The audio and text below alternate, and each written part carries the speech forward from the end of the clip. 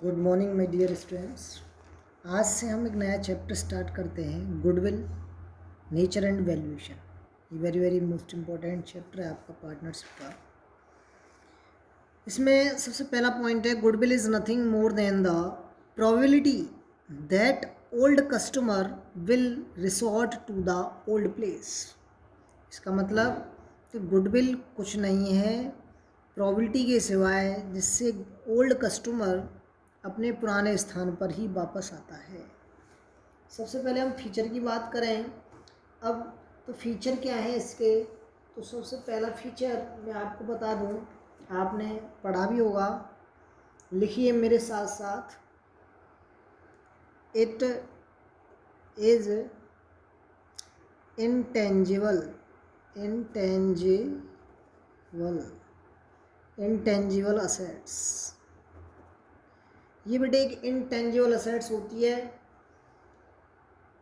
इसका मतलब हो गया, इसका कोई फिजिकल एग्जिस्टेंस नहीं होता है, इसे हम देख नहीं सकते, छू नहीं सकते, ठीक है, बस इंटेंजिबल होती है ये।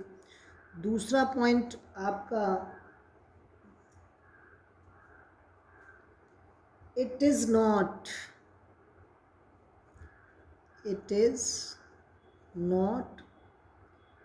fictitious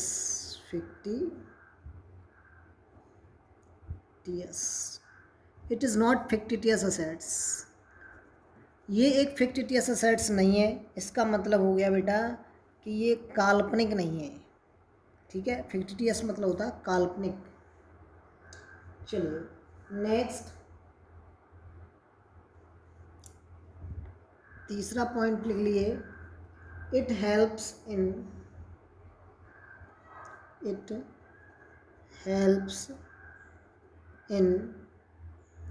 अर्निंग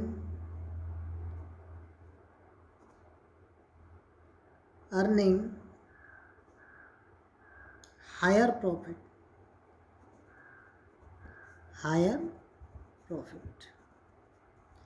और चौथा पॉइंट लिख लीजिए, वैल्यू ऑफ गुडविल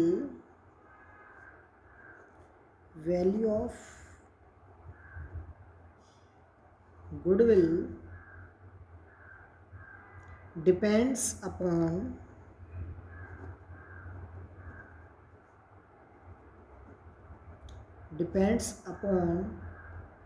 subjective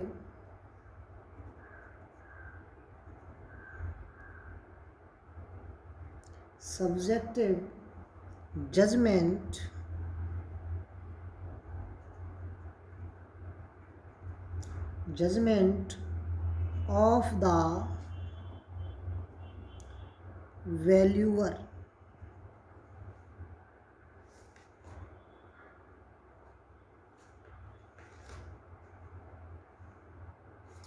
तो ये कुछ फीचर्स मैंने आपको बताए गुडविल के बारे में। इसके बाद नेक्स्ट हम पॉइंट की बात करते हैं, need for valuation of goodwill. तीसरा पॉइंट बेटे, need for valuation of goodwill. Need for valuation of goodwill, need यानी कि गुडविल के वैल्यूएशन की क्या आवश्यकता पड़ती है, कब आवश्यकता पड़ती है। तो सबसे पहले हम बात करते हैं, very very most important question है बेटा, very very most important question है ये, need for valuation of goodwill. Exam में कई बार पूछा गया है, बोर्ड एग्जामिनेशन में, इसलिए आप ध्यान रखेंगे। और सबसे पहला, when there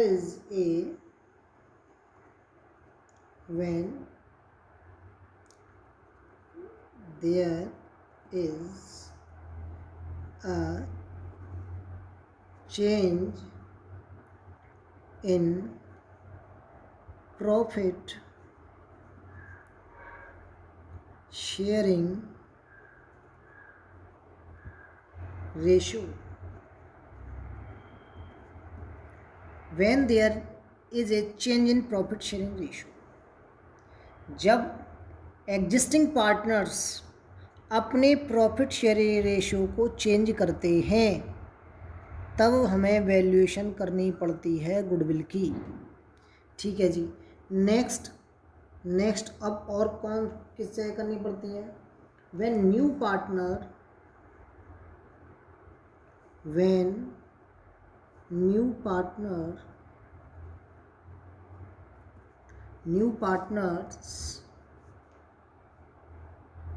is admitted,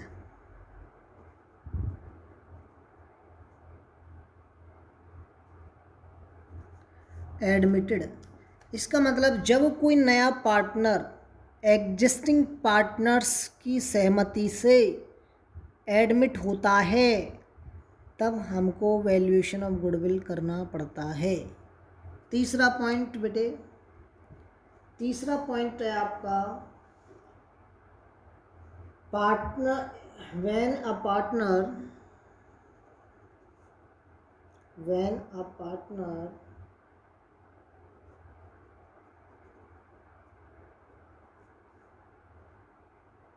partners retire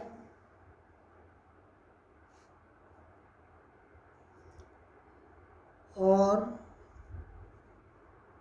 die, जब कोई पार्टनर रिटायर होता है या उसकी डेथ हो जाती है, यानी कि समझ में आ गई बात, तो ऐसी कंडीशन में भी हमें वैल्यूएशन ऑफ गुडविल की ज़रूरत पड़ती है। Next fourth condition,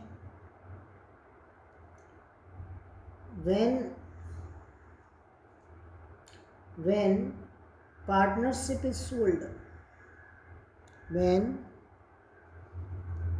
partnership firm is sold, जब कोई पार्टनरशिप फर्म चलती हुई गोइंग कंसर्न से बेच दी जाती है तो भी हमें वैल्यूएशन ऑफ गुडविल की आवश्यकता पड़ती है। नेक्स्ट पांचवा, when two or more firms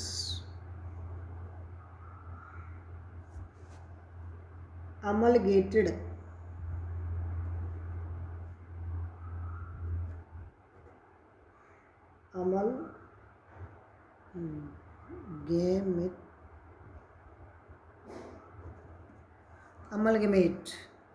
अमलगेमेट मतलब होता है जब दो या दो से अधिक फर्म आपस में मिल जाती हैं, एक नया बिजनेस क्रिएट कर लेती हैं, ठीक है, तो उस समय भी हमें आवश्यकता पड़ती है वैल्यूएशन ऑफ गुडविल की।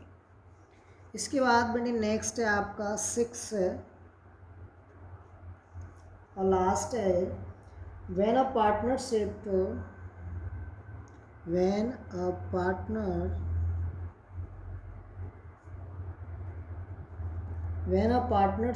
firm is converted